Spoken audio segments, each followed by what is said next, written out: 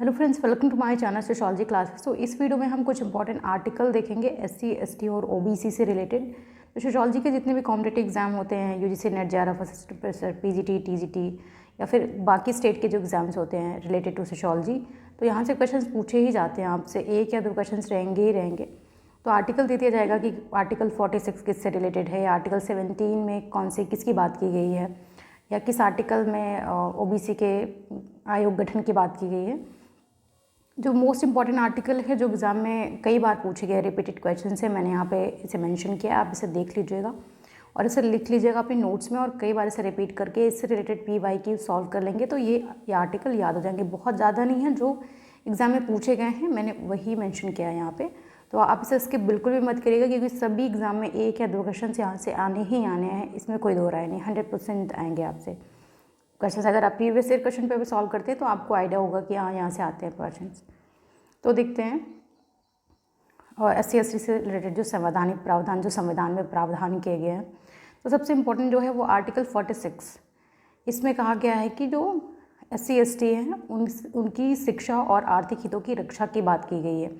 तो आप इसे ऐसे याद करिएगा, आर्टिकल 46 SC ST रिलेटेड शिक्षा और आर्थिक हितों की रक्षा। ठीक है, तो एग्जाम में पूछा जाएगा कि किस आर्टिकल में, आपको चार ऑप्शन दिए, आर्टिकल 46, 40, 45 या फिर 44। पूछा जाएगा, क्वेश्चन होगा कि शिक्षा और आर्थिक हितों की रक्षा, SC ST के शिक्षा और आर्थिक हितों की रक्षा किस आर्टिकल में बात की गई है। तो आर्टिकल 46। अब आर्टिकल 330 और 332 की अगर बात करें तो 330 में जो है लोकसभा में ये लोकसभा में इनके लिए सीटें आरक्षित की गई। आर्टिकल 332 में राज्य की जो विधानसभा है उसके लिए सीटों का आरक्षण की व्यवस्था की है। तो इसे फिर से देखते हैं, आर्टिकल 330 में लोकसभा में सीटों के आरक्षण की बात की गई, इनको रिजर्वेशन दिया, और 332 में जो है वो राज्य की जो विधानसभाएं होती हैं उसमें इन्हें आरक्षण दिया गया है। ये भी काफ़ी इंपॉर्टेंट है और पूछा गया है, कई बार क्वेश्चन पूछा गया है इससे। तो अगर 335 की बात करें तो इसमें है जो सर्विसेज हैं, जो संघ और राज्य की जो सर्विसेज होती हैं, जो सेवाएं होती हैं, उनमें उनके पदों की नियुक्ति के लिए अनुसूचित जातियों, आदिम या जनजातियों के हितों की रक्षा का प्रावधान किया गया है। तो 335 में है जो सेवाएं होती हैं उससे रिलेटेड बात की गई है, जो राज्य जो संघ और राज्य की जो सर्विसेज है उससे रिलेटेड इन्हें कुछ प्रावधान किया गया, इनके हितों की रक्षा के लिए बात की गई 335 में। अब आर्टिकल 46 और 38 की बात करें तो इसमें क्या किया गया कि आर्टिकल 46 में है राज्य की सलाहकार परिषद का गठन की बात की गई है, और 338 में जो है पृथक विभाग की स्थापना की बात की गई है। तो आप इसे अलग अलग करके अपने नोट्स में लिख लीजिएगा, मैंने यहाँ पे ये थोड़ा सा पैराग्राफ में लिखा है, तो आप इसे अलग अलग करके लिखेंगे। जैसे आर्टिकल 46 में राज्य में सलाहकार परिषद की स्थापना, और 338 में पृथक विभाग की स्थापना की बात की गई, तो आपको ज़्यादा क्लैरिटी और अच्छे से समझ में आ जाएगा।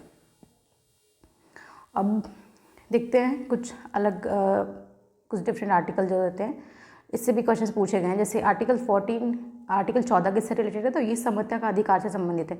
अगर आपने पॉलिटी और गवर्नेंस पढ़ा होगा तो आपको आर्टिकल से रिलेटेड कुछ नॉलेज होगा, और नहीं भी पढ़ा है तो इतने आर्टिकल आप ज़रूर याद कर लीजिए, क्योंकि इतने आर्टिकल से ही क्वेश्चन सोशियोलॉजी में पूछे जाते हैं। इससे बाहर अगर आप जाएंगे तो हो सकता है एक दो कुछ आर्टिकल एक्स्ट्रा पूछ ले, बाकी क्वेश्चन यहीं से रिलेटेड बनते हैं। तो आर्टिकल जो 14 है उसमें समानता की बात की गई है, कि विधि के समक्ष सभी नागरिकों को समान अधिकार की बात की गई है। तो आर्टिकल 14 समानता के अधिकार से रिलेटेड है, आर्टिकल 14। अब आर्टिकल 15 में क्या बात की गई है, तो इसमें कहा गया है कि धर्म, मूल वंश, जाति, लिंग और जन्म स्थान के आधार पर किसी के साथ भेदभाव नहीं किया जाएगा, भेद नहीं किया जाएगा, आर्टिकल 15 में। अब आर्टिकल 16 में क्या किया गया है कि इसमें क्या है कि जितनी भी जो सर्विसेज, किसी भी पद नियुक्ति से संबंधित विषय में सभी नागरिकों के लिए अवसरों की समानता होगी। तो आर्टिकल 16 में अवसरों की समानता की बात की है। आप कीवर्ड्स हमेशा याद रखें, जब भी आप आर्टिकल पढ़े या कोई भी चीज़ पढ़े तो उससे रिलेटेड कीवर्ड्स याद रखिएगा। आर्टिकल 16(4) में बात किया गया जो पिछड़े वर्ग है, जो OBC है, उनके लिए आरक्षण की बात की है। तो मोस्ट इंपॉर्टेंट है, आप इसे स्टार्ट कर लीजिएगा। कई बार पूछा गया कि किस संविधान में, किस आर्टिकल में OBC पिछड़ा वर्ग के आरक्षण की बात की गई, तो आर्टिकल 16(4) में। आर्टिकल 340 में संविधान में पिछड़े वर्गों की दशाओं के लिए एक आयोग की नियुक्ति का प्रावधान किया गया है। तो आप ये भी मोस्ट इंपॉर्टेंट है कि किस आर्टिकल में पूछा गया है कि OBC के लिए आयोग की नियुक्ति की बात की है, तो आर्टिकल 340 में। अब ये भी काफ़ी इंपॉर्टेंट फैक्ट है कि काका कालेलकर की अध्यक्षता में एक आयोग बनाया गया था 1953 में। तो ये पिछड़ा वर्ग से संबंधित है। ओबीसी से रिलेटेड जो आयोग बना था वो काका कालेलकर की अध्यक्षता में। ये पूछा गया कि किसकी अध्यक्षता में पिछड़ा वर्ग आयोग बना था 1953 में, तो काका कालेलकर की अध्यक्षता में गठन किया गया था 1953 में। अब आर्टिकल 17 ये इंपॉर्टेंट है, सबको पता होगा, ये अस्पृश्यता के अंदर से संबंधित है, बट ये भी क्वेश्चन पूछे गए यहाँ से एग्जाम में। तो इन आर्टिकल को आप कई बार से याद कर लीजिएगा, लिख के या फिर previous year question paper solve करके, तो आपको ये याद हो जाएंगे। और जो मोस्ट इंपॉर्टेंट थे आर्टिकल्स जो एग्जाम में पूछे गए हैं, रिपीटेड हैं, मैंने यहाँ पे मेंशन कवर कर दिया, आप इसे देख लीजिएगा। वीडियो पसंद आए तो वीडियो को लाइक और चैनल को सब्सक्राइब कर दिया। और बाकी कोई क्वेरीज हो आप कमेंट सेक्शन में पूछ सकते हैं। और ये PDF मैंने अपने टेलीग्राम चैनल पर शेयर कर दिया, वहाँ से इसे डाउनलोड कर सकते हैं। Thanks for watching.